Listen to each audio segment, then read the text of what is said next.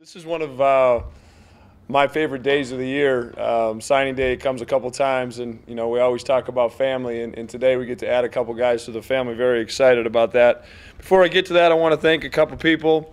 First and foremost, our staff, Jaden, Eric, Freddie, and Josh, and Jason Miller as well. In particular with the late signing date, a lot of this is done while your current season is going on. There's a lot of demands, and I'm very appreciative of their time and efforts in doing this and finding not only talented players but the right guys. And then finally, I want to thank our players. They do a tremendous job of hosting these recruits and their family.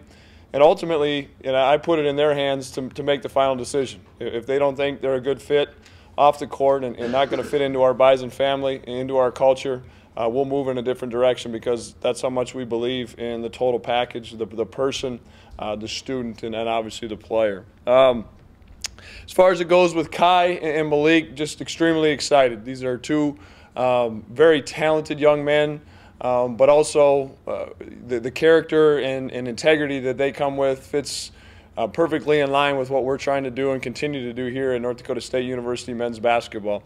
Adding them along with the two that we added in the fall, Dangu and Dylan Miller, who by the way, had tremendous seasons.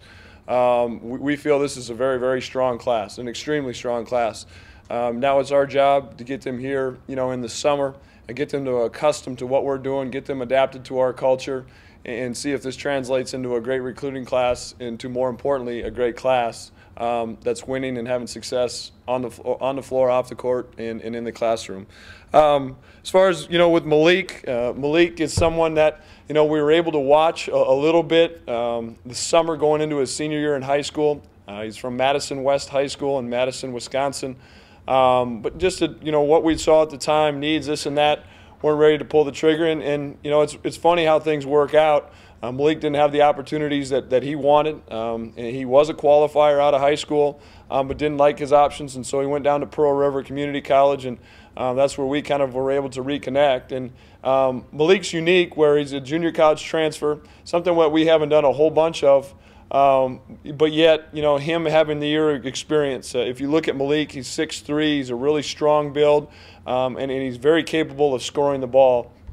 And we're obviously going to lose a tremendous amount of scoring with Lawrence Alexander being gone. So Malik's a guy, coming in early, we expect to take a hard look at it and just see where he's ready to go, just because of his maturity, because of his size, and because of his ability to score. Again, very excited about that. Malik had an excellent year to average double-digit points at Pearl River Community College, a team that was a game away from going to Hutch, the national tournament in JUCO. Very excited about Malik. And then Khy is again a unique situation from where he's from, out in the San Diego area, Escondido High School. Coach Olson had a connection out there, and we just kind of kept building the relationship. And got him to campus, and it was funny how he was here. The first day he was here, it was I think it was early January, late December, and it was a nice day out, like 30 or 40 degrees. And I said, oh, this isn't good. This isn't perception. But the next day, it was a typical January winter day where it was well below zero winter. And I told him, I said, listen, I'm glad it's like this, because I want to paint a picture of reality. And Khy has been all in ever since. Khy is an excellent student, does extremely well in the classroom, and very excited about to see Khy's development. He's a slender build, but really a consummate point guard. Is very good at playing in the open court, which is something that we want to continue to get better at. He has set guys up, he can shoot it at a high level, and he's got some good size at 6'2", 6'3", that we're really looking forward to working with. And I think for him, just as much, maybe along the lines of a Dangu, that we're really, really going to have to pour some time into in the weight room with Coach Miller, and continue to build on his. But for the most part, with all four of these guys, it sticks to our motto of high school kids that we feel that have a lot more questions. If I steal a line from Coach Ryan, that have a lot more questions than they do answers. Very, very talented pieces. But at the same time, we don't feel like we compromise character and integrity adding these guys to our family. I'll answer any questions. Coach, you talked about family and everything like that. Who are the players that hosted Khy and Malik?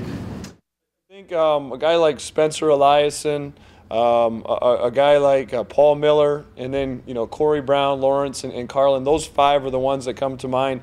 But again, we try to do a good job of there's an individual host that gets the host money or is directly involved in a lot of the meals. But we want them to meet our entire group.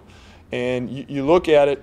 We'll have 2 seniors next year and only 2 the following year. And so our core, which is good if they're good, but it's scary at times. But it's going to be in that freshman and sophomore class, and so we want all of them to be involved. You mentioned mentality and integrity and that sort of thing. You talked all year about a mental toughness and accountability you expect from your guys. With such young talent, how do those conversations go when you're talking to these guys, and how well do they fit into your early expectations? Yeah. The thing, we preach confidence and swagger, to our guys all the time, but it works with our staff as well. We get more and more comfortable and confident in everything we do, and my message, and you can ask some of our staff guys, especially, it'll make you cringe. It's like I told Khy. I'm glad it's below 0 and really windy here today because this is reality, and we're honest. We're up front. We promise and guarantee 2 things. It's going to be a lot of hard work and it's going to be a lot of fun. Everything else is up to you. And we try to paint as good a picture on the front side so we and they know what they're getting into on the backside when they get here. It's crazy, and I'll say it again, we pass on plenty of talent to get the right fit here at North Dakota State. The kind of success that you guys had this year, I assume it's helpful. It raises your notoriety and that sort of thing, but is it also kind of troublesome because you have to remind guys that you had to work really hard to get there? That's not going to be an easy achievement again? I think that's something that crosses your mind, Beth. There's no question, but the Monday after, we get back from Seattle, sat down with our group and talked about staying humble, staying hungry. Remember who was with you, when we got our butts beat by Iowa and Texas to start the year.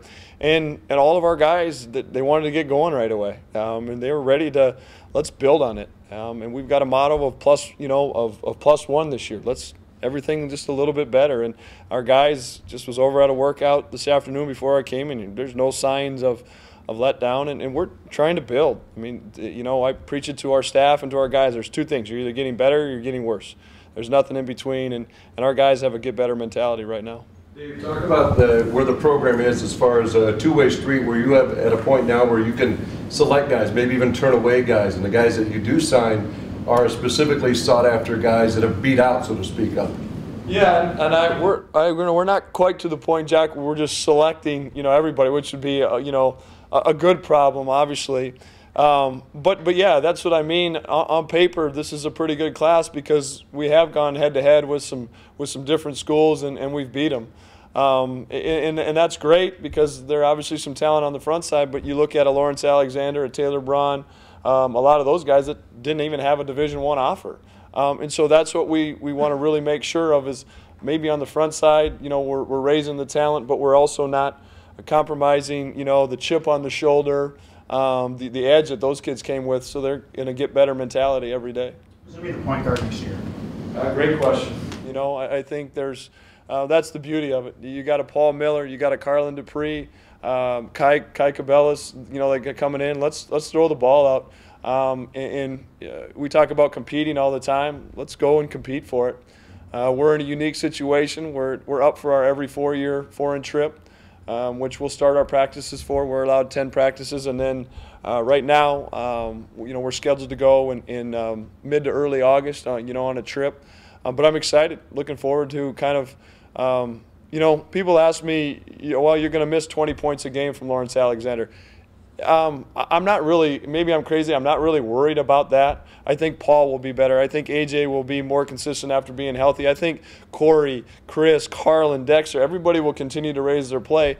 What we've got to see is who's going to step up and take the big shots and who's going to have the ball in their hand late clock. And again, I don't have a great answer for you here in April, Jeff, but that's exciting as a coach and as a player because we can go and compete for that in the next coming months. Clements is a 2-guard then?